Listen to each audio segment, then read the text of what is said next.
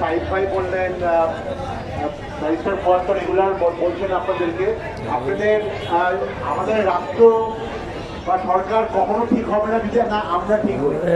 আমাদের উপরেই কিন্তু ওনারা চলে, আমাদের ভুল ডিসিশনগুলোর উপরে কিন্তু ওনারা গত ৫৩ বছর আমাদের বা আপনাদেরকে আসলে বিভিন্নভাবে প্রতারণা করে তারা তাদের নিজেদের আখের গুছাচ্ছে।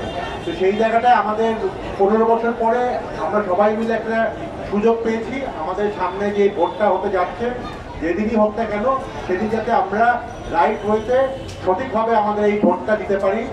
এটা আপনার অধিকার, আপনি আমার ভোট আমি দিব, তাকে দিব, এটা আপনার একেবারে অধিকার, কেউ আপনাকে বলে দিতে পারবেন না।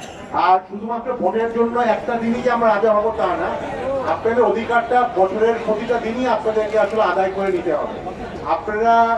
আপনাদেরকে সবাই আপনারা চাচ্ছেন আর তারা করে দিবে, ব্যাপারটা কিন্তু এরকম হবে না। আপনাদেরকে দরকার হলে রাস্তায় নামতে হবে। আমরা দেখেছি যে আমাদের আপনারাও রাস্তায় ছিলেন জুলাই মাসে, অগাস্ট মাসে, রাজনৈতিক দলগুলো ছিল, ছাত্ররা ছিল, সবাই মিলে কিন্তু একটা বড় পরিবর্তন ঘটতে পেরেছিল।